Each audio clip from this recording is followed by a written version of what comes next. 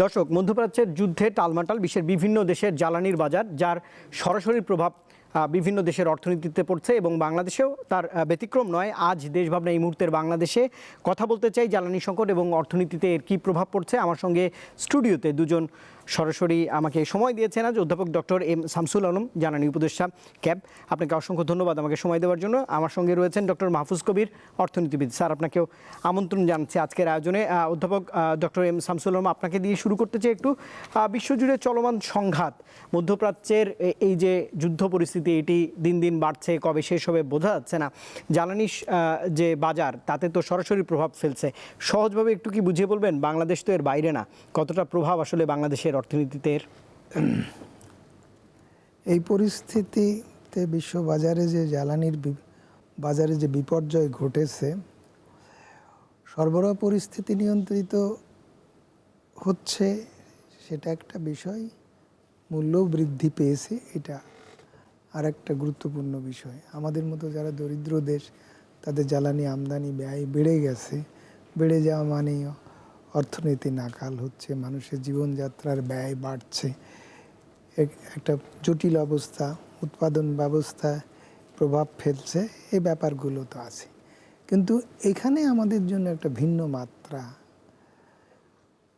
অন্তর্নিহিতভাবে নেপথ্যে কাজ করছে, যেটা আমাদের সরকারি মহলেই বলি আর আমাদের সিভিল সোসাইটির মধ্যেই বলি।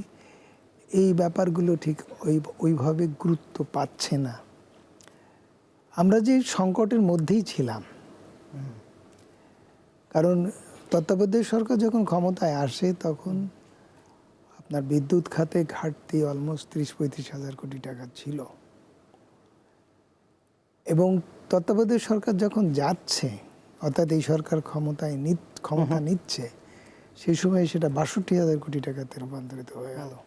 মোটামুটি বলা যায় দ্বিগুণের মতো। হ্যাঁ, এখন দ্বিগুণের কম ধরেন। এখন যেটা আসছে যে পিডিবি বলছে, বা সরকারের শেষ সময়ে সরকারের মধ্য থেকে যেসব বক্তব্য পাওয়া গেছে, সেখানে বলা হচ্ছে যে সরকারকে বিদ্যুৎ কিনতে হয় ১০-১২ হাজার কোটি টাকার মাসে লাগে, সরকার বিক্রি করে পায় ৫,০০০ কোটি টাকার উপরে। এই যে ঘাটতিটা, সরকার ২২-২৩০০ টাকা নিয়মিত সে ভর্তুকি দেয়, বাদবাকি যে ২৫-২৭০০ টাকা, এই টাকাটা বকেয়া থেকে যায়। কয়েকদিন আগে সমকালের একটা অনুষ্ঠানে জ্বালানি মন্ত্রী বললেন যে সরকারের বিদ্যুৎ খাতে বকেয়া ৪৭ হাজার কোটি টাকা।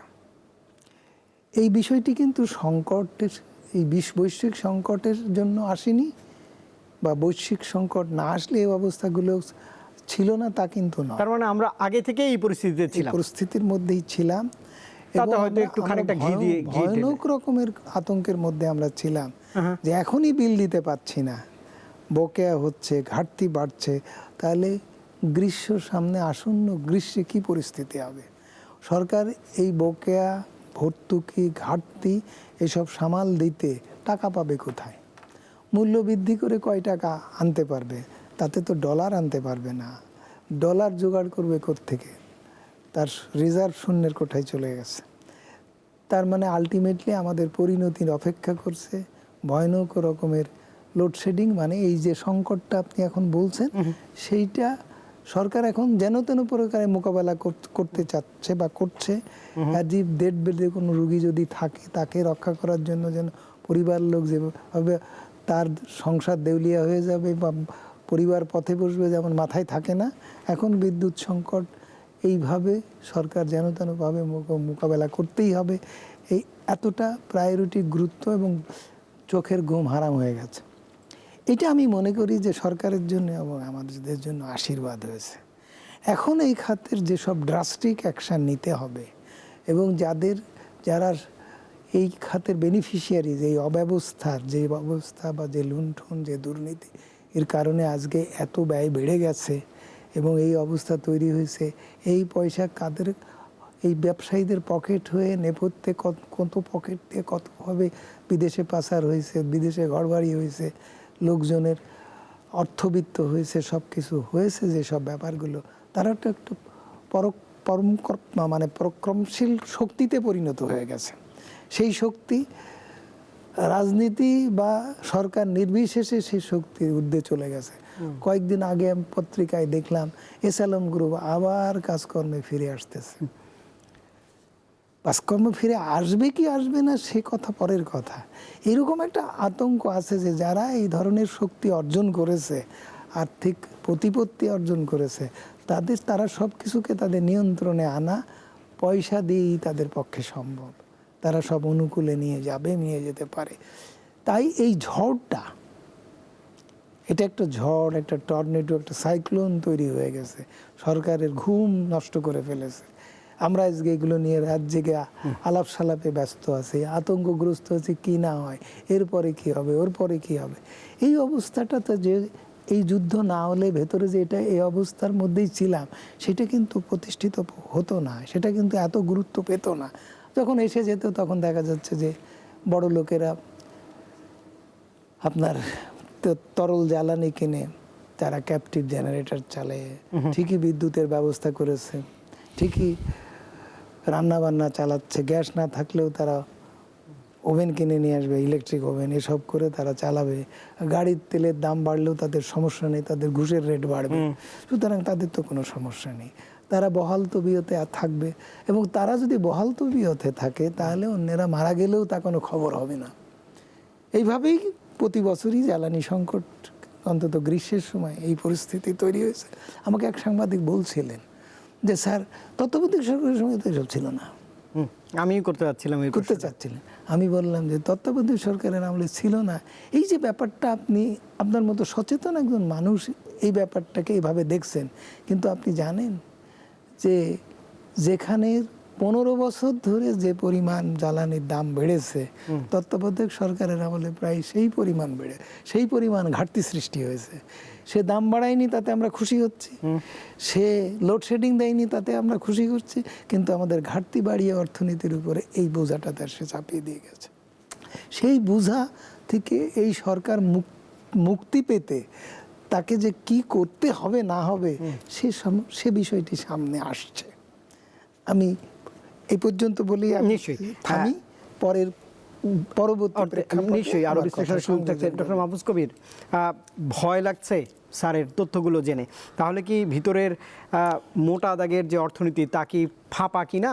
কিন্তু যুদ্ধও তো একটা ট্রিগার হিসেবে কাজ করছে জ্বালানি সংকটের মূলে।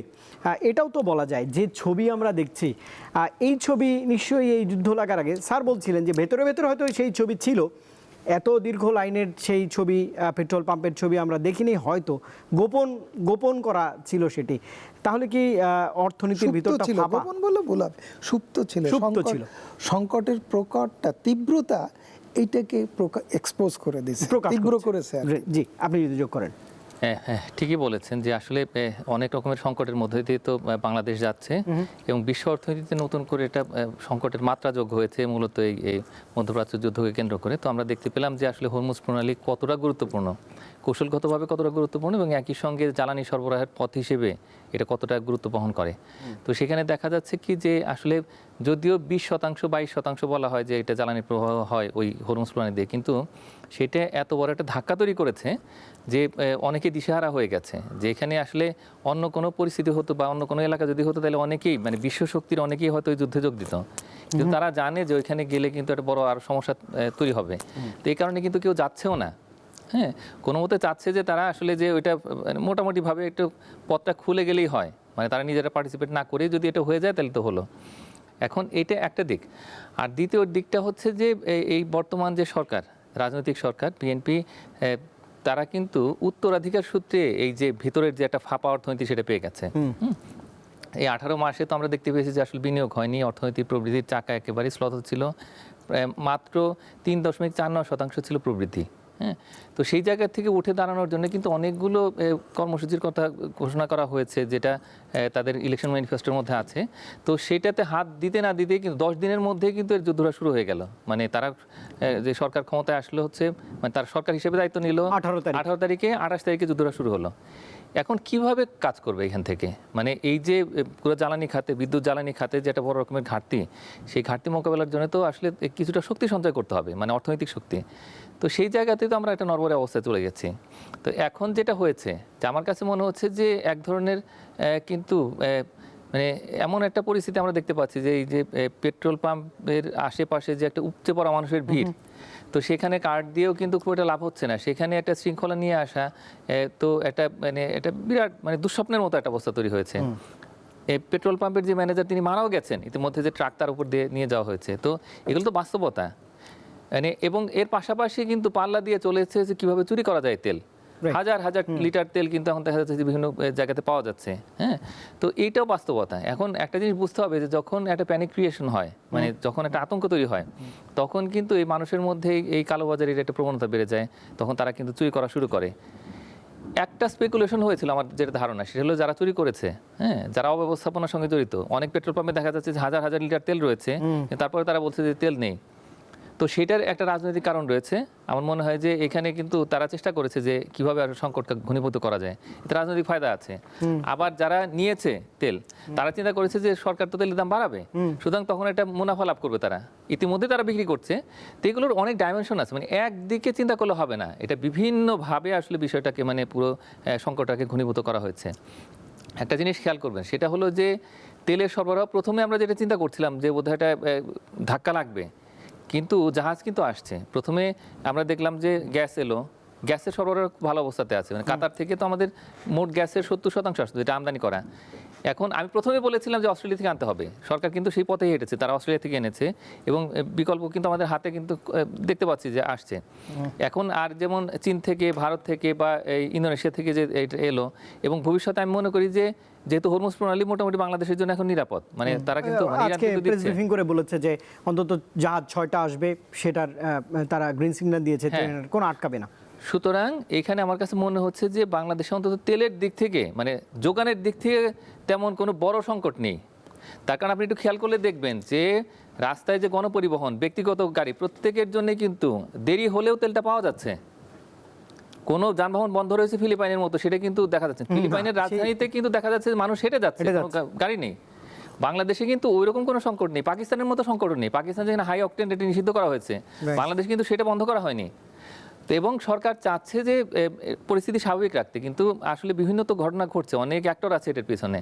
তো সেগুলো যেমন হচ্ছে, তেমনি করে এটাও সত্য যে এই অবস্থা চলতে থাকে, যুদ্ধ দীর্ঘায়িত হতে থাকে, তখন হয়তো একটা ধাক্কা লাগতে পারে। সেই জন্যই কিন্তু সরকার এখন সিদ্ধান্ত নিচ্ছে যে হয়তো স্কুলের ক্ষেত্রে, মানে শিক্ষা প্রতিষ্ঠানের ক্ষেত্রে, বিশেষ করে মহানগরে, তো সেখানে কিছু দিন বন্ধ, মানে সপ্তাহে 3 দিন অনলাইন আর 3 দিন অফলাইন, এইভাবে করে। আবার হয়তো অফিসের ক্ষেত্রেও কিছু সিদ্ধান্ত আসতে পারে। তবে এটার অন্য বিষয় আছে। আমার কাছে মনে হয় কি যে এইটার যতটা না আসলে এই যে সরকারের জ্বালানি সাশ্রয় এখানে অন্তর্ভুক্ত, বরং মানে মানুষের মধ্যে একটা সাইকোলজিক্যাল ইম্প্যাক্ট তৈরি করা, যে জ্বালানিটা সাশ্রয় করতে হবে।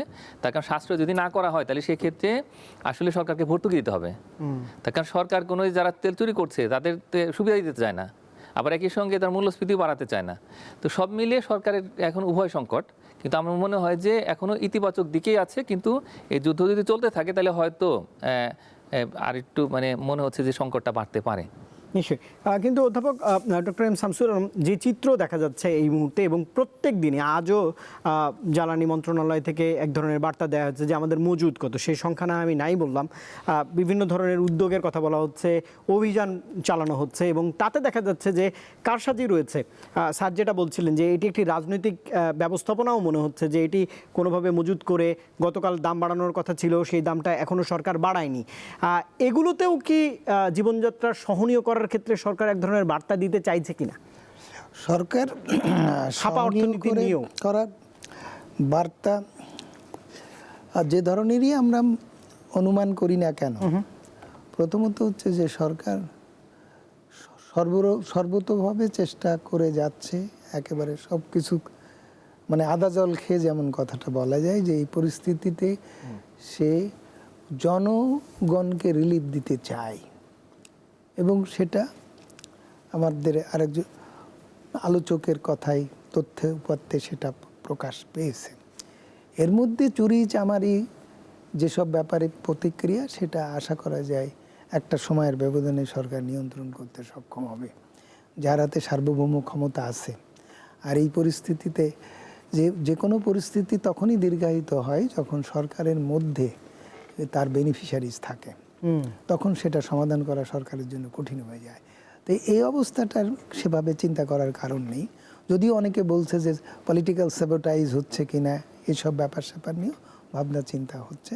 তো সরকারের সার্বভৌম ক্ষমতার অধিকারী, সে জায়গা থেকে সরকার এসব পরিস্থিতি নিয়ন্ত্রণ করতে সক্ষম। কিন্তু আপনার প্রজেকশন সমস্যাটা অন্য না, জায়গায়। আমি একটু যোগ করি যে কৌশলগত যে মজুদের কথা বলা হচ্ছে তা দিয়ে আসলে কতদিন সামাল দেওয়া যেতে পারে? এখন ধরেন আমরা সাধারণত ৪৫ দিনের জ্বালানি মজুদ থাকার মতো, আমাদের রাখার মতো সক্ষমতা আছে, ছিল। সেই সক্ষমতা ৪৫ দিন পরে শেষ হওয়ার আগেই জ্বালানি সরবরাহ আসতো। গ্যাসের কথা যেটা আলোচনা হলো, তেলের বিকল্প উৎসাহ থেকে আসার কথা হলো, এর মধ্যে সরকার বিকল্প উৎসাহ থেকে ১২-১৩ জায়গা থেকে প্রস্তাব পেয়েছে, বাজারের দাম থেকে অনেক কম দামে প্রাইজিংও একটু কম। এসব ব্যাপার স্যাপারগুলো দেখা যাচ্ছে যে উনি ফাইনালি যে কথা বলেছেন যে জ্বালানির প্রাপ্যতা, কিনতে না পারার সক্ষমতার সীমাবদ্ধতা এক জিনিস, আর বাজারে নেই, আমি টাকা নিয়েও পাচ্ছি না। ২০০৭-৮ সালের দিকে যেমন দুর্ভিক্ষ অবস্থা তৈরি হয়েছিল, জ্বালানি সচিব এরকম টেলিভিশন অনুষ্ঠানে বলছিল যে ভাবা যায় না যে আমরা এখন টাকা নিয়ে বিশ্বের দরবারে ঘুরে বেড়াচ্ছি, খাদ্য পাচ্ছি না। তেলের অন্তত সে অবস্থা হয়নি, টাকা থাকলে তেল পাওয়া যাবে। দাম বাড়বে কি বাড়বে না সেটা সময়ের ব্যাপার, কিন্তু প্রাপ্যতার অসুবিধা হবে না সে ব্যাপারটি আমরা নিশ্চিত হতে পেরেছি বা হচ্ছে, যে টাকা থাকলে আমরা কিনতে পারবো। কিন্তু আমাদের কাছে ডলার থাকবে কি থাকবে না, আমরা ডলারের সংস্থান করতে পারবো কি পারবো না, সে উদ্বেগ আমাদের রয়ে গেল। কিন্তু সমস্যা অন্য জায়গায়।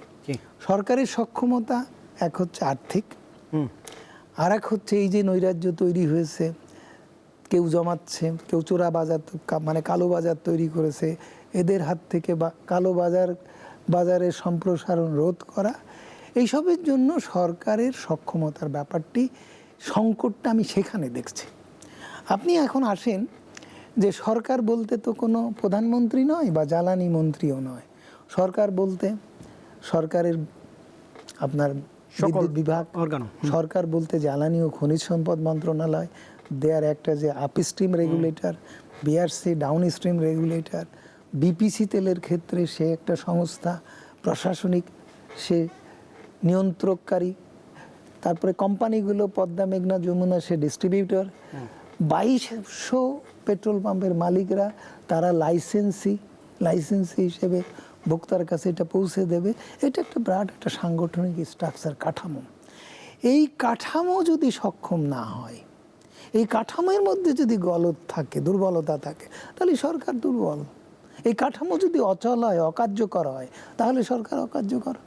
এই জায়গাটাকে আমি ভয় পাচ্ছি যে সংকট ব্যাপারটি আমি আগে বর্ণনা করেছি, যে সংকট তো ছিলই, যুদ্ধ থামবে, কারণ আধুনিককালে যুদ্ধ দীর্ঘায়িত হবে না, এইরকম যুদ্ধ দীর্ঘায়িত হওয়ার কোনো কারণ নেই, থামবে। কিন্তু থামাটাতেই তো আমাদের মুক্তি না, যেটা ইনহেরিট করেছে সরকার, সেখান থেকে সরকারকে বেরিয়ে আসতে হবে। বেরিয়ে আসার জন্য তার এই সমস্ত অঙ্গ প্রত্যঙ্গ সচল থাকার দরকার। এগুলো তো সব বিকলাঙ্গ হয়ে গেছে, এগুলো তো অচল, চলে না। গণশুনানির মধ্যে যে কথাটা আমি আপনাকে বললাম যে গণশুনানি করে বিদ্যুতের দাম কমাতে হবে, এই বিআরসি গণশুনানি প্রহসনে পরিণত করে ফেলেছে। সে এখন আর গণশুনানি করে না, ঘরের মধ্যে বসে দাম নির্ধারণ করে। তাহলে এই বিআরসির চেয়ারম্যানকে সরকার বলেছে পদত্যাগ করার জন্য, আমি এখানে পাবলিকলি বলে যাচ্ছি, সে পদত্যাগ করেনি। তাহলে সরকার সচল আছে বলি কি করে আমি? এবং তার বিরুদ্ধে ভোক্তারা বিদ্রোহ করেছে, বিআরসির বিরুদ্ধে, বিআরসির পদত্যাগ চাচ্ছে, বিআরসির বিচারের জন্য রাষ্ট্রপতির সাথে তার নিয়োগকারী কর্তৃপক্ষের কাছে অ্যাপ্লিকেশন করেছে, জ্বালানি বিভাগ সেটা আটকে রেখেছে, তত্ত্বাবধায়ক সরকারের আমলে বুঝলাম, তত্ত্বাবধায়ক সরকারের আমলে আমলারা আমলাদের খাতির করেছে ফজল কবির, কিন্তু এখন কেন তাকে খাতির করতে, সে দরখাস্ত প্রসেসে যাচ্ছে না কেন? প্রসেসে না যাওয়ার অর্থ কি? আগেও ভোক্তারা জ্বালানি সুবিচার বঞ্চিত ছিল, এখনো তারা সে সুবিচার পাচ্ছে না। এই অংশে আসতে চাই, আবার একটু বিশ্লেষণ করতে চাই। অধ্যাপক ডক্টর এম শামসুর রহমান, ধন্যবাদ। ডক্টর মাহফুজ কবির, এই মুহূর্তে সরাসরি যেটিতে প্রজেকশন করা যায় ফাঁপা অর্থনীতির একটি বার্তা আমরা পেলাম। সরকারেরও বয়সটা খুবই কম, দীর্ঘদিনের জমানো বলা যায় যে কি বলবো, যে দুর্নীতি এবং একই সঙ্গে এই অর্থনীতিতে প্রভাব, তারপরে সরকারের এই বয়স কমার পরে এই সংকট, বৈশ্বিক যে সংকট, এর মধ্য দিয়েও কিভাবে উত্তরণের পথ আছে? আপনি যদি মোটা দাগে অর্থনীতির একটু উত্তরণের কথা বলেন, সেটি মোটা দাগে কোন কোন বিষয়ে আপনি ফোকাস করবেন? কারণ সামনেও বাজেটও রয়েছে, যুদ্ধ তো থাকবেই বা শেষ হয়ে যাবে, কিন্তু সংকট কিভাবে আসলে উত্তরণ করা যাবে?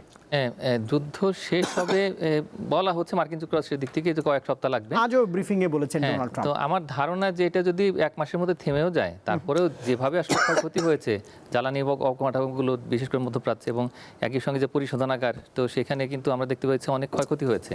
তো সেগুলো থেকে ঘুরে দাঁড়াতে কিন্তু আরো কয়েক মাস লাগবে। মানে স্বাভাবিক অবস্থায় যদি আসেও, তারপরেও আমি মনে করি যে 4-5 মাসের কম সময়ে আসতে পারবে না ওই দেশগুলো। বিশেষ করে যে এখানে আমরা দেখতে পাচ্ছি কাতার, তারপরে সংযুক্ত আরব আমিরাত, বাহরাইন, এবং একই সঙ্গে সৌদি আরব, কুয়েত, প্রত্যেকটা জায়গাতেই কিন্তু অনেক ক্ষতি হয়েছে।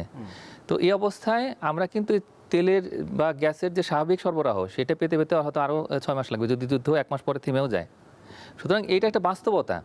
আর এই অবস্থায় আমাদের যে চাহিদা, মানে বাংলাদেশের ভিতরের চাহিদা, সেটা কিন্তু কমবে না, বরং আস্তে আস্তে বাড়বে। তার কারণ এটা গ্রোয়িং ইকোনমি। এবং আমরা দেখতে পাচ্ছি যে বিশ্ব ব্যাংক, IMF, এগুলোর দিক থেকে কিন্তু এক ধরনের প্রজেকশন আছে। সেই প্রজেকশন অনুযায়ী আমাদের অর্থনীতি হয়তো 5-5.5% হয়তো বেড়ে যেতে পারে। হ্যাঁ, তো এই সময়টাতে আমাদের তো এবং বিশেষ করে যে ব্যবসা বাণিজ্য যদি স্বাভাবিক হয়, তাহলে সেক্ষেত্রে কিন্তু তখন এই যে জ্বালানির চাহিদা, সেটা বাড়বে। এটাই স্বাভাবিক। তো এই অবস্থায় যেহেতু আমাদের নবায়নযোগ্য জ্বালানির সেটা খুব একটা কন্ট্রিবিউট করছে না আমাদের ইকোনমিতে, হয়তো 4-4.5%, 5%, তো বাকিটা তো আসলে এই যে ট্রেডিশনাল যে ফুয়েল, তো সেখান থেকেই তো আসছে। তো সুতরাং সেটা সরবরাহ যদি ভালো না হয়, তাহলে সেক্ষেত্রে কিন্তু আমাদের অর্থনীতি কিন্তু চুপসে যাবে। সুতরাং এই মুহূর্তে আপনি ঠিকই বলেছেন যে যেহেতু বাজেট সামনে আসছে, সুতরাং আমাদের কয়েকটা খুব মানে কঠিন সিদ্ধান্ত নিতে হবে। এক হচ্ছে জ্বালানির সাশ্রয়, রাইট, এবং জ্বালানির দক্ষতা, এটা খুবই গুরুত্বপূর্ণ। এবং সেই জায়গাতে আমি মনে করি যে সাশ্রয়টা কীভাবে করা যায়, তো সেটার জন্যে একটা পরিকল্পনার প্রয়োজন। মানে এই মুহূর্তে আমরা যেটা দেখতে পাচ্ছি যে যতটুকু চাহিদা ঠিক ওই অনুযায়ী কিন্তু সরবরাহ করা হচ্ছে। আবার এখানে একটা কিন্তু ঘটনা আছে, সেটা হলো যে এই মধ্যপ্রাচ্য থেকে আমরা যে তেলগুলো আনি, হ্যাঁ, এবং গ্যাস আনি, তো সেটার জন্যে এই এখনকার মতো যে আপৎকালীন সময়, যখন আমরা আসলে রিজার্ভে হাত দিতে চাচ্ছি না, এই সময়টাতে ইসলামিক ট্রেড ফাইন্যান্সিং কর্পোরেশন, যেটা ইসলামিক ডেভেলপমেন্ট ব্যাংকের একটা পার্ট, সাবসিডিয়ারি, তারা কিন্তু এই ফাইন্যান্সিংটা করে। সুতরাং ইমিডিয়েটলি আমাদের যে একটা বড় চাপ তৈরি হবে আমাদের এই যে রিজার্ভের উপরে, সেটার ওরকম কোনো সংকট আমি দেখতে পাচ্ছি না। কিন্তু এখন যেহেতু শিফট হয়ে গেছে, মানে এখন তো আমরা অস্ট্রেলিয়া থেকে আনছি বা চায়না থেকে বা সিঙ্গাপুর থেকে যেটা নিয়ে আসছি, সিঙ্গাপুর থেকে যেটা আমরা করলাম সেটা হলো $200 উপরে কিন্তু পার ব্যারেল নিয়ে এসেছি। এবং সেটা অবশ্যই আমাদের একটা অ্যাডজাস্টমেন্ট লাগবে সামনে, হয়তো মানে প্রাইস অ্যাডজাস্টমেন্ট, তো সেগুলো করতে হবে। এখন আমাদের জ্বালানির সাশ্রয়ের জন্য এই কারণে একটা পরিকল্পনা দরকার, অন্তত একটা মধ্যমেয়াদী পরিকল্পনা দরকার। তো এবং সেইটা খুব দ্রুত করতে হবে। এখন যে সমস্ত অপ্রয়োজনীয় জায়গা রয়েছে, বিশেষ করে আমরা তো দেখলাম যে পাকিস্তানে এখন তো সন্ধ্যার পরেই আর কি যে মার্কেটগুলো, সেগুলো হয়তো খোলা থাকবে না, রেস্টুরেন্ট, এগুলোর ক্ষেত্রে হয়তো এক ধরনের এমবার্গো হচ্ছে। তো আমরা এরকম অপ্রয়োজনীয় জায়গাগুলো কিছুটা কমাতে পারি কিনা ব্যবহার, মানে বিশেষ করে বিদ্যুৎ তো আসলে এই ফার্নেস অয়েল থেকে বা অন্য জায়গা থেকে, মানে আসলে ফুয়েল বেসড আর কি, ট্রেডিশনাল ফুয়েল বেসড। তো এই জায়গাতে একটু চিন্তা করতে হবে। একই সঙ্গে আমাদের যেগুলা এই খুব গুরুত্বপূর্ণ খাত, যেমন আমাদের ম্যানুফ্যাকচারিং, তো সেখানে যাতে ডেডিকেটেড সাপ্লাই থাকে, তো সেটাও চিন্তা করতে হবে। এবং অনেক জায়গাতে পুরনো আপনার বয়লার আছে, সেই বয়লারগুলোকে ট্রান্সফার করার জন্য, নতুন করে রিপ্লেস করার জন্য আমার মনে হয় কি যে এখন অর্থায়নের ব্যবস্থা করতে হবে। এবং এটার কারণে আমরা দেখতে পাচ্ছি অনেক দিন ধরে কিন্তু আমরা বলছি যে এই মনিটারি পলিসিটাকে আরেকটু ফ্লেক্সিবল হতে হবে, নমনীয় হতে হবে। তো এখন এই বর্তমান গভর্নর ব্যবসায়ী সম্প্রদায় থেকে আসার পরেও সুদের হার কিন্তু কমাতে পারেননি। সুতরাং এই জায়গাতে আমাদের অর্থনীতির পক্ষে একটা কিন্তু সিদ্ধান্ত নিতে হবে, বিশেষ করে যে এই বয়লার রিপ্লেসমেন্টের ক্ষেত্রে বা এনার্জি এফিসিয়েন্ট যে সমস্ত টেকনোলজি, সেগুলো ইনস্টল করার জন্য আমাদের অবশ্যই ডেডিকেটেড ফাইন্যান্সিংয়ের ব্যবস্থা থাকতে হবে। এটা হলে তখন দেখা যাবে কি যে জ্বালানির সাশ্রয় হচ্ছে। আর একই সঙ্গে আমাদের আরেকটু পরিকল্পনা দরকার, সেটা হলো যে জ্বালানি খাতের এই যে বোঝা যেটা তৈরি হয়েছে ঘাটতির, সেই বোঝা মোকাবেলা করার জন্য এখন তো আমরা এই যে যেটা দেখলাম অন্তর্বর্তীকাল সরকারের সময়ে যে তারা কিন্তু দেদার টাকা নিয়েছে এইখানে ফাইন্যান্সিংয়ের জন্য, মানে সেখানে তারা এই বন্ড এগুলো ইস্যু করেছে তারা ঋণ নিয়েছে, ঋণের বোঝা তো বেড়ে গেছে, তো ঘাটতিও বেড়ে গেছে। তো এইটাকে এই ঘাটতি কীভাবে কমানো যায় সেটা চিন্তা করতে হবে। আর যেহেতু IMF এর একটা ঋণের কিস্তি আসবে, তারা তো দেন দরবার করছে এবং তারা চাচ্ছে যে আসলে এই জ্বালানি খাত থেকে বিদ্যুৎ খাত থেকে যাতে ভর্তুকি প্রত্যাহার করা হয়, তো তাদের সঙ্গেও আমাদের একটু টাইট নেগোসিয়েশনে যেতে হবে যে এই সময় আমরা সেটা তো জুলাই নাগাদ যতটুকু তারা বললেন। আমরা হয়তো এত তাড়াতাড়ি পারবো না, তার কারণ যদি এই যুদ্ধটা না হতো তাহলে সেই ক্ষেত্রে হয়তো আমরা এই চিন্তা করতে পারতাম যে আর কিভাবে আসলে এই খাতটাকে স্মার্ট করা যায়, এই ভর্তুকি কিছুটা কমানো যায়। কিন্তু এখন মনে হচ্ছে যে আমাদের ভর্তুকিটা চালিয়ে যেতে হবে। তো এইটা একটা মানে আর এছাড়া আমাদের কোনো উপায় নেই, তার কারণ এখন তো সরকার চাইলেই যে একটা মূল্যস্ফীতির চাপ সেটা দিতে পারে না। আর কৃষকদের যে উৎপাদন মানে কৃষি উৎপাদন, যেহেতু কৃষি উৎপাদনের এই যে মানে 80% কিন্তু এই ট্রেডিশনাল যে ফুয়েল বেসড আর কি ডিজেল বেসড আমাদের এই ফার্মিং, তো সেখানে ইরিগেশনটা হচ্ছে। তো এই অবস্থায় আমাদের কৃষি উৎপাদনের উপরে খাদ্য উৎপাদনের উপরে চাপ তৈরি করা যাবে না।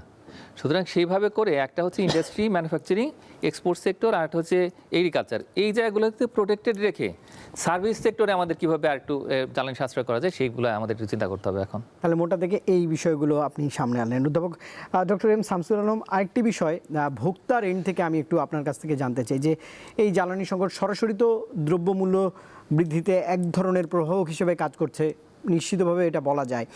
ভোক্তা অধিকার সংরক্ষণে বাস্তবে আসলে কোনো পদক্ষেপ নেওয়ার সুযোগ আছে কিনা নতুন একদম কম বয়সী এই সরকারের? ভোক্তা অধিদপ্তর যেমন ধরেন কিছুদিন আগে এই এলপিজির মূল্য সরকার কর্তৃক নির্ধারিত, আলু পটলের মতো না যে সকালবেলা একদম বিকালবেলা একদম করার সুযোগ আছে, এবং বাজারে কৃত্রিম সংকট তৈরি করে দাম বাড়িয়ে নেওয়া, মুরগির দাম বাড়ানো, ডালের দাম বাড়ানো, চালের দাম বাড়ানো, এসব সুযোগ এই এলপিজির ক্ষেত্রে নেই। কারণ সেটা সরকার কর্তৃক নির্ধারিত মূল্যে তাদের বিক্রি করতে হবে, না হলে সেটা পানিশেবল অফেন্স, কারাদণ্ড এবং অর্থদণ্ড উভয় দণ্ডে দণ্ডিত হবার কথা। গত যে কথাটা আমি বলেছি যে সরকারের অঙ্গ প্রত্যঙ্গের সক্ষমতার ব্যাপারটি, সেটা এখানে স্পষ্ট হবে। এখন আসেন সেই সময়ে বাজারে দেখা যাচ্ছে যে ওই একই কথা, জাহাজ পাওয়া যাচ্ছে না, আনা যাচ্ছে না, ও হচ্ছে না, তা হচ্ছে না, কিন্তু টাকা দিলে দেখা যাচ্ছে 1200 টাকার সিলিন্ডার 2200 টাকা দিলে পাওয়া যায়। এই 2200 টাকা বিক্রি করার কোনোভাবেই এটা জাস্টিফিকেশন নেই, কোনোভাবেই সুযোগ নেই, কারণ এটা একটা অপরাধ, শাস্তিযোগ্য অপরাধ, কারাদণ্ড অর্থদণ্ড দণ্ডিত করার মতো অপরাধ, এবং তাতে কোনো নজরদারিও নাই। এখন আসেন এই জায়গাটার উপরে নজরদারি করার এখতিয়ার বা এই অবস্থাটা আনার কথা, সব কিছু করার কথা বিআরসির, এবং পাশাপাশি মাঠ পর্যায়ে করার কথা আপনার ভোক্তা অধিদপ্তরের, এবং সেই সঙ্গে কম্পিটিশন কমিশনেরও। বাজারে এইভাবে জিম্মি করে ফেলেছে। আপনি বলেন 3টা প্রতিষ্ঠানের কোনো কার্যক্রম কি আপনি দেখতে পেয়েছেন? দেখতে পাননি। এরকম একটা টেলিভিশন অনুষ্ঠানে এলএনজি অ্যাসোসিয়েশনের থেকে বলা হলো যে আমাদের পর্যায়ে, মানে তারা যারা এলএনজি মার্কেট বা এলএনজি আমদানি করে এবং ডিস্ট্রিবিউট করে, আমদানিকারকদের কোনো লাইসেন্সই এই দাম বাড়াইছে সেটা যদি প্রমাণ করতে পারে, আমরা তাদের লাইসেন্স বাতিল করে দেবো। 1 নাম্বার যখন বললো এই কথাটা। এখন আসেন ভোক্তারা যারা রিটেলার, খুচরা বিক্রেতা, তারা বলছে যে আমাদের কাছ থেকে এই দাম নেওয়া হচ্ছে, আমরা বিক্রি করব এই সরকারের নির্ধারিত দামে 1200 টাকায় কেমনে করে? আমরা কেউ বিক্রি করছি না, আবার যারা করছে তারা গোপনে গাপানে এগুলো করতেছে। আমরা আসলে মার্কেটে আমরা অধিকাংশই মার্কেটে আমরা বিক্রি করছি না, আমরা বিক্রি হাত তুলে বসে আছি। তো রিটেলাররা হাত তুলে বসে থাকা, অথবা রিটেলাররা পাবে তাদের কাছ থেকে, তো তারা যদি ওই দামে সাপ্লাই দেয়, এবং দেওয়াটা তাদের লাভ সহ তো ওই দাম দেওয়া হয়েছে। এই জায়গাটায় একজনের লাইসেন্স বাতিল করার জন্য কি রেগুলেটরি কমিশন তৎপর ছিল? সে কি বাজারে নেমে কোনো ইনভেস্টিগেশন করে কি বের করেছে? কিচ্ছু করেনি। সকালে গাড়িতে এসছে, বিকালে বাড়ি চলে গেছে, মাস শেষে 1.5-2 লক্ষ টাকা বেতন তুলেছে, মহাচক চলে গেছে। এই অপরাধেই তো তাদের সবার চাকরি চলে যাওয়া উচিত। ভোক্তা অধিদপ্তর বাজার অভিযানে যায়নি, তারা আলু পটলের অনুসন্ধানে বাজার অভিযানে যায়, এটাতে যায়নি। কারণ এই সব এমন বড় বড় লোক এখানে জড়িত, তাদের অপরাধ স্পর্শ করা মানে কি আপনি সিংহ বা বাঘ ধরতে ইঁদুর পাঠানো হয়। বাজার অভিযানে যায় একজন অ্যাসিস্ট্যান্ট ডাইরেক্টর যায় আলু পটলের মালিকদের উপরে সে জবরদস্তি করতে পারে, সে তার ক্ষমতা প্রয়োগ করতে পারে, তাকে ফাইন করতে পারে। আপনি কি মনে করেন আজমজা চৌধুরী ফাইন করার ক্ষমতা রাখে? আপনি কাকে দিয়ে কী করাচ্ছেন? এই সক্ষমতার জায়গাটা এখন আপনি বিচার করেন। আজমজা চৌধুরীকে কোশ্চিনেবল করার জন্য তার বিরুদ্ধে অভিযোগের সমন দিয়ে ট্রাইব্যুনালে ডাকার ক্ষমতা কি বিআরসির আছে? কারণ জ্বালানি সচিব হচ্ছে তার বোর্ডের হচ্ছে চেয়ারম্যান, জ্বালানি সচিবরা তার বোর্ডের মেম্বার হয় রিটায়ার করে যাওয়ার পরে। এই সমস্ত কোম্পানিতে ওরা রিটায়ার করার পরে সিইও হয়। কেন আপনি আইন করতে পারেন না যে এই সমস্ত পদে চাকরি, এডিশনাল সেক্রেটারির পরে কোনো পদে যদি থেকে উপর পদে চাকরি করে তাদের কোনো লাভজনক পদে যোগ দেওয়া, চাকরি করা নিষিদ্ধ, এই কথা বলতে পারেন না? আপনি তাকে রিটায়ারের পরে তার মৃত্যু পর্যন্ত তার পরিবারের সবার নিশ্চয়তা রাষ্ট্রীয় কোষাগারের পয়সা দিয়ে করা হয়। তারা একটা পয়সা সার্ভিস দেয় না। তারপরে ঘুষ করে খেয়ে পয়সা আয় করার কথা আমি ছেড়েই দিলাম, কাকুয়াজদের কথা আমি বাদই দিলাম। স্বাভাবিক নিয়মে তাদের যেভাবে রাষ্ট্র নিরাপত্তা দিয়েছে, আর্থিক সামাজিক, তাদের এক একজনকে যত প্লট দিছে, বাড়ি দিছে, গাড়ি দিছে, তারা যেভাবে জীবনযাপন করে তাদের আবার চাকরি করতে দেওয়ার দরকারটা কি? এবং এই সরকারি কর্মচারীদেরকে সরকার পয়সা দিয়েছে, পয়সা দিয়ে গাড়ি কিনতে কেনাইছে, মাসে মাসে তাদেরকে সরকারি কোষাগার থেকে 40-50 হাজার টাকা দিচ্ছে, তারা তেল কিনবে, তারা ড্রাইভারের বেতন দেবে, এইভাবে দেওয়া হয়েছে। আজকের সাশ্রয়ের কথা যেটা আমাদের আরেকজন আলোচক যেটা বলেছে, সাশ্রয়ের প্রশ্নটা যতটা এনার্জির পরিমাণ নয়, সাশ্রয়ের ইম্প্যাক্টটা সমাজের সংস্কৃতিতে, সমাজের কালচারে পেনিট্রেট করতে হবে, ওদেরকে সমতা ভিত্তিক করতে হবে। আমি শামসুল আলম যদি রাস্তায় হেঁটে চলতে পারি তো ও টিএনও হয়ে মোটর সাইকেলে কেন নজরদারি করতে পারবে না? তার কেন পাঁচেরও গাড়ি দিতে হবে 5 কোটি টাকার, 2 কোটি টাকা, 4 কোটি টাকা দিতে হবে কেন? তার এগুলো করতে হবে কেন? এই সব কিছু সামনে আনার সময় এসে গেছে। আমি বলেছি না ঝড় উঠেছে, তার আগে যে কাজটা করতে হবে, সরকারকে নাকে খত দিয়ে প্রতিজ্ঞা করতে হবে যে আমি আর সারা জীবনে মুনাফা খাবো না। এই মুনাফা যদি সরকার না খায় তাহলে কত টাকা সাশ্রয় হয়? উনি এনার্জেটিক ইফিসিয়েন্সির কথা বলেছে, আমি ফাইন্যান্সিয়াল ইফিসিয়েন্সির কথা বলবো।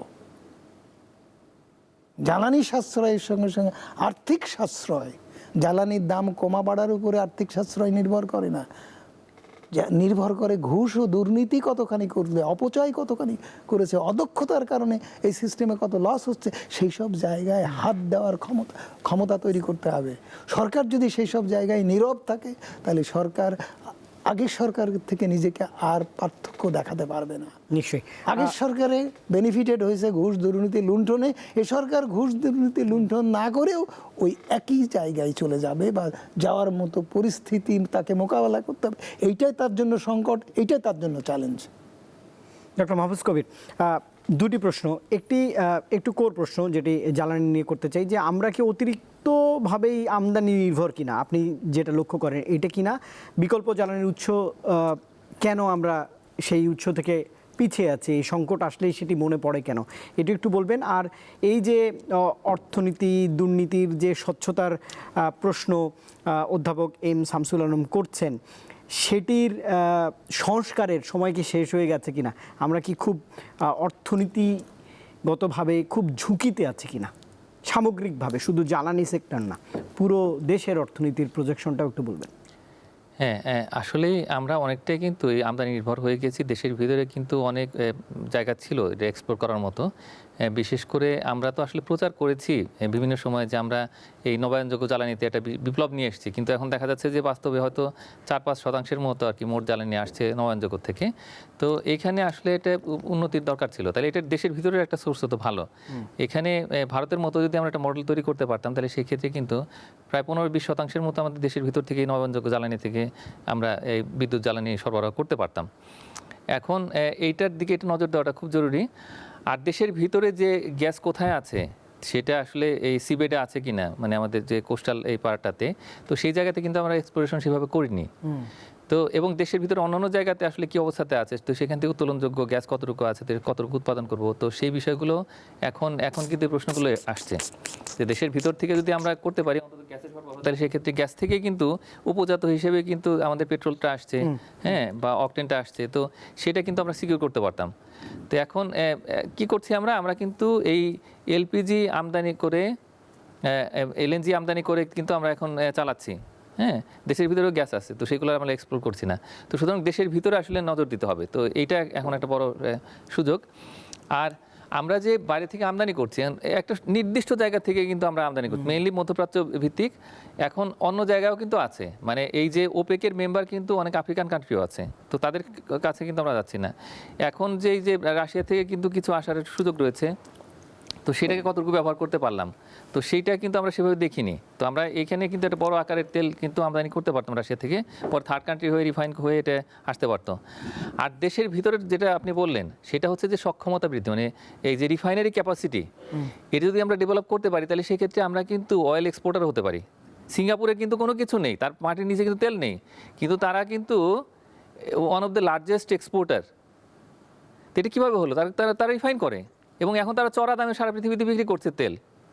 তো আমরা কিন্তু যদি ইস্টার্ন রিফাইনারি ক্যাপাসিটি বাড়াই, তাহলে সেক্ষেত্রে একদিকে আমরা কিন্তু আমাদের স্ট্র্যাটেজিক রিজার্ভ, তো সেটা বাড়াতে পারবো। এখন 45 দিনের কথা আছে, আমরা কেন 4 মাস 6 মাসের একটা রিজার্ভ আর তৈরি করবো না? যখন দাম কম থাকবে ক্রুড অয়েল আমরা ইম্পোর্ট করবো, এদিকে রিফাইন করবো, আর দাম কম থাকলে আমরা সরাসরি নিয়ে আসবো, নিয়ে এসে ক্যাপাসিটি তৈরি করে তারপরে আমরা এক্সপোর্ট করব। এবং আমার ভুল না হলে সৌদি আরবের এরকম কোনো একটা প্রস্তাবও ছিল।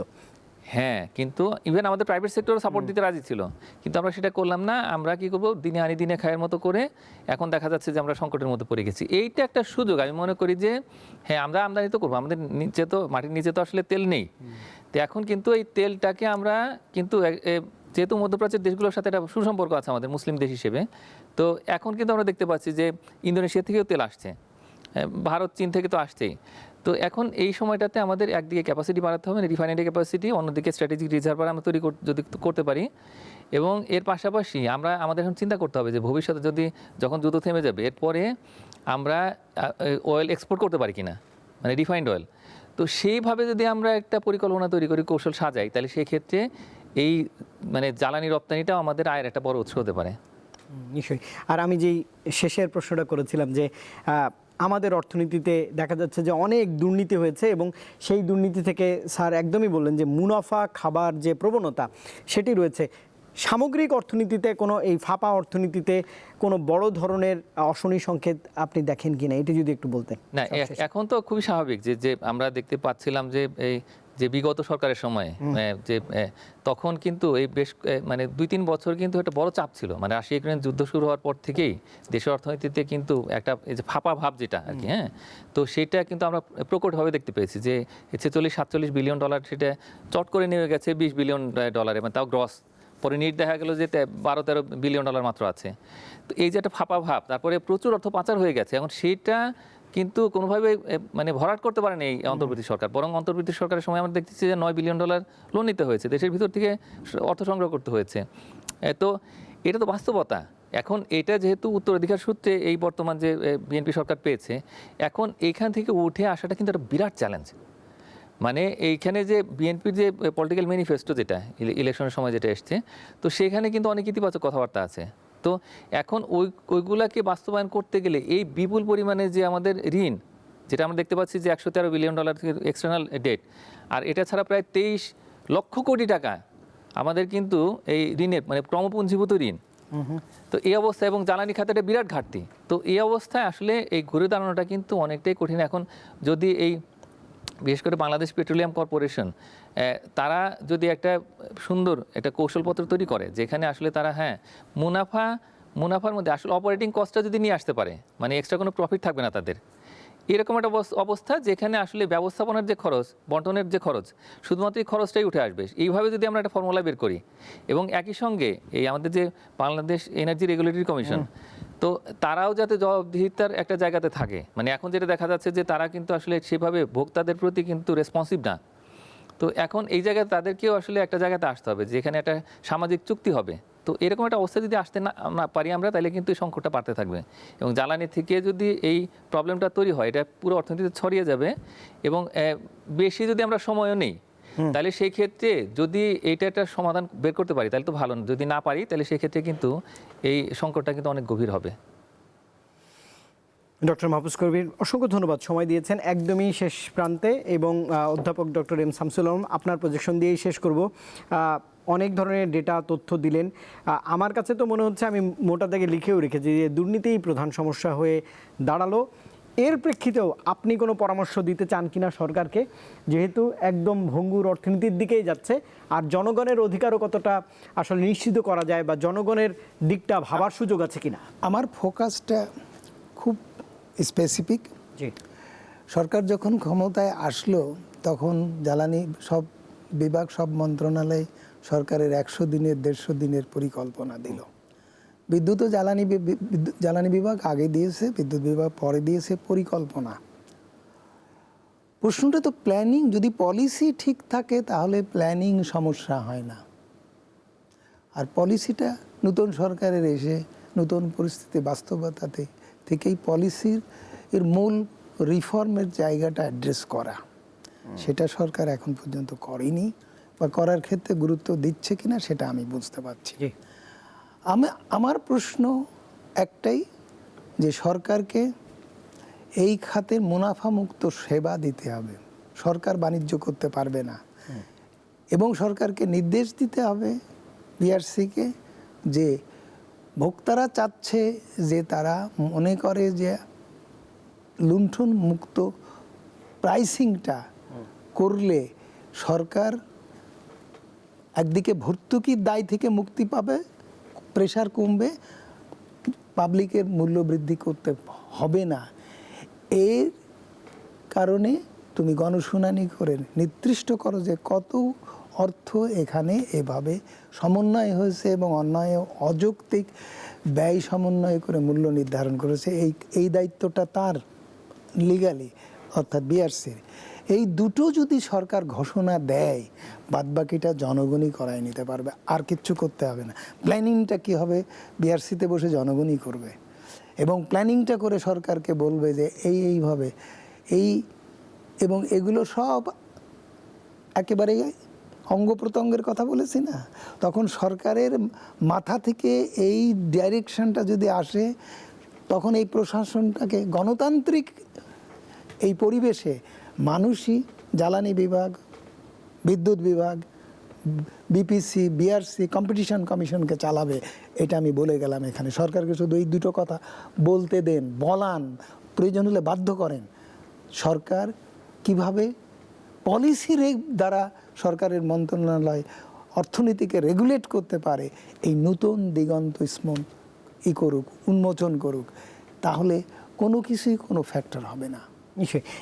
আমি সবশেষ একটু ভোক্তাদের জন্য, আপনি যেহেতু ভোক্তাদের নিয়ে কাজ করেন, ভোক্তাদের অধিকারটাও দেখেন, একটু যদি বলতেন, আমি আর 1 মিনিট আসলে একটু বাড়িয়ে আপনার কাছ থেকে জানতে চাই, আমার আগ্রহ জায়গাটা, যে ডক্টর শামসুল আলম, এই বিষয়টা তো আপনি দেখেন যে নুন থেকে অকটেন, কাঁচামরিচ থেকে পেঁয়াজ, বা যে কোনো পণ্য বলেন, যখনই এক ধরনের ক্রাইসিস মোমেন্ট আসে, আমাদের ভোক্তারাও তাড়াহুড়ো করে বাজারে ঝোঁকে এবং বাড়তি জিনিস মজুত করে। এটা কি বার্তা দেয়, বা তাদের জন্য আপনি কি পরামর্শ দিবেন? প্রথমত হচ্ছে কি, যে সরকারের জায়গা থেকে সরকার বলে যে আপনারা মজুদ করবেন না, কিন্তু প্রশ্ন হচ্ছে যে তারা তো ইনসিকিউর, তারা 4টা পয়সা জমায়, যে তার যে একটা বাড়ি দরকার, মাথার উপরে একটা ছাদ দরকার। তারা 20 লক্ষ লোকের জন্য পেনশনের ব্যবস্থা আছে, আর 18 কোটি লোকের জন্য তার যখন কর্মক্ষম হয়ে যাবে তার কোনো নিরাপত্তা নেই। বিদেশের সব মানুষের জন্য পেনশনের ব্যবস্থা আছে।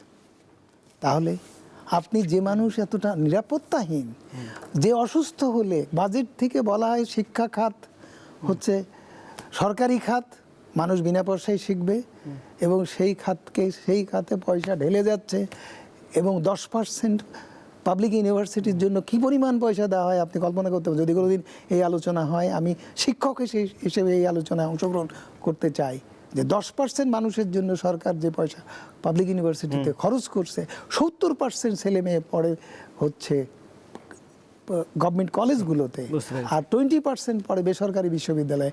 এর ভিতরে কি ধরনের অসমতা রয়ে গেছে এবং কি ধরনের লুণ্ঠন রয়ে গেছে। সরকারি বাজেট লুণ্ঠন হচ্ছে পাবলিক বিশ্ববিদ্যালয়ে, আর বেসরকারি বিশ্ববিদ্যালয়ে মানুষের পকেট থেকে কি শিক্ষা দিয়ে তার পকেট থেকে টাকা নেওয়া হয়েছে, সেখানে কোনো নিরাপত্তা নেই। ওষুধের খাতে বলেন, আমি কিছুদিন আগে বুঝিল হসপিটালে চিকিৎসা দিন গেছিলাম, আমি ডাক্তারে দেখা পাইনি, আমি গেছিলাম।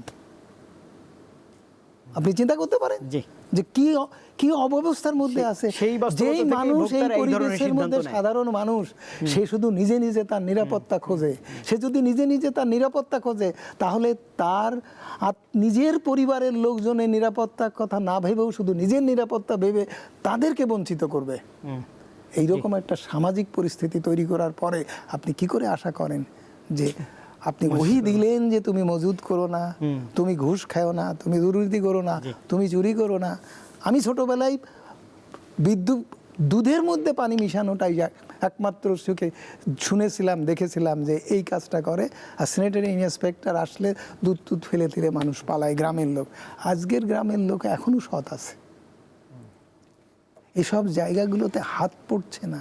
রাষ্ট্রের সার্বভৌম ক্ষমতা এখানে কাজে লেগে মানুষকে সুরক্ষা দিচ্ছে না। নতুন সরকার যদি সেগুলো অ্যাড্রেস করে, মানুষ, আপনি যেটা চাচ্ছেন যে তুমি এগুলো করো না, এই কথা বললেই কাজ হবে। অধ্যাপক ডক্টর এম শামসুল আলম অসংখ্য ধন্যবাদ। ডক্টর মাহফুজ কবির অসংখ্য ধন্যবাদ, আমাকে সময় দিয়েছেন। অন্যদিন নিশ্চয়ই আরও বিস্তারিত আলোচনার সুযোগ থাকবে। দর্শক, আজ কথা বলছিলাম দেশভাবনা, এই মুহূর্তের বাংলাদেশে জ্বালানি সংকট এবং অর্থনীতির প্রভাব নিয়ে। নিশ্চয়ই আমরা মিতব্যয়ী হব, জ্বালানি সাশ্রয় করব, এবং তার মধ্যে দিয়ে হয়তো এই ক্রাইসিস বা সংকটের যে সময়টি রয়েছে যুদ্ধকালীন পরিস্থিতিতে, সেটি কাটিয়ে আগামীর অর্থনীতিতে বাংলাদেশ এগিয়ে যাবে, এই প্রত্যাশা রেখেই আজ দেশভাবনা এখানে শেষ করছি। শুভরাত্রি।